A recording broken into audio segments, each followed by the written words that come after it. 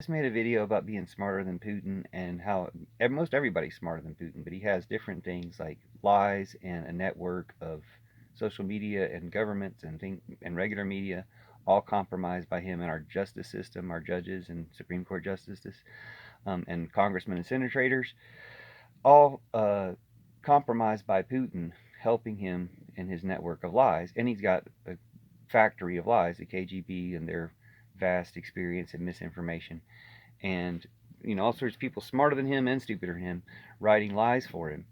But I forgot to mention something that is kind of important from a spiritual perspective. That having the power of lies is obviously the power of the devil.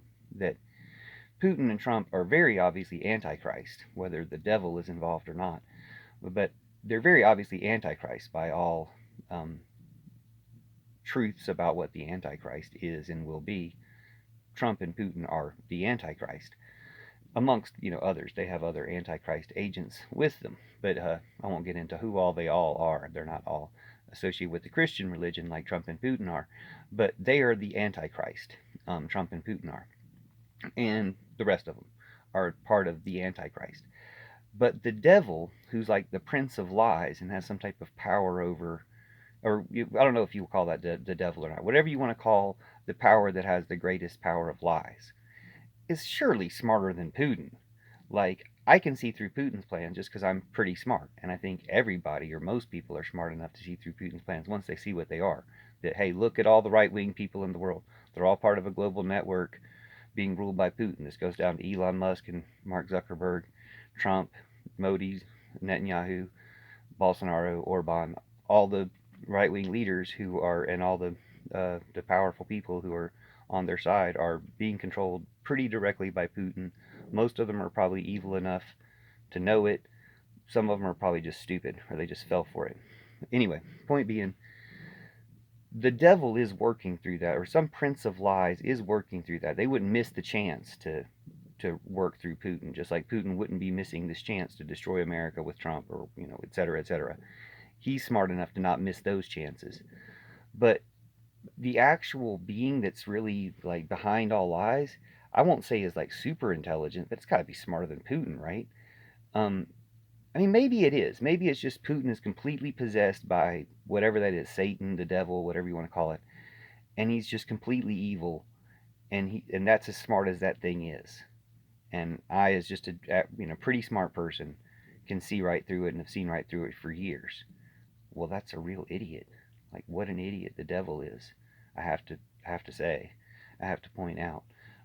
Anyway, you could say Jesus was pretty bad for not having a plan to address all this stuff too, except for Jesus did have a plan to address all this stuff. It's just most people haven't told you about it. I'm pretty much the only person I know of in the entire world trying to tell anybody about it. It's called Church of Judas, or the Judas Plan, a secret prophecy he gave to Judas that he would replace all patriarchy, Christianity, war, and empire and Trumpism with the pro-sex love religion Jesus wants and wanted all along, with Mary Magdalene. They were lovers, and their love was what inspired the religion. It will also inspire the repurposing of Christianity, which will coincide with the end of empire and war. So we need to go ahead and get that out there and stop all this patriarchy, stop all this empire, war, and evil. So Jesus does have a stronger message and truth and power than all that. He saw through it all from the beginning. He told us how to fix it from the beginning, etc. They've done a better job of hiding that.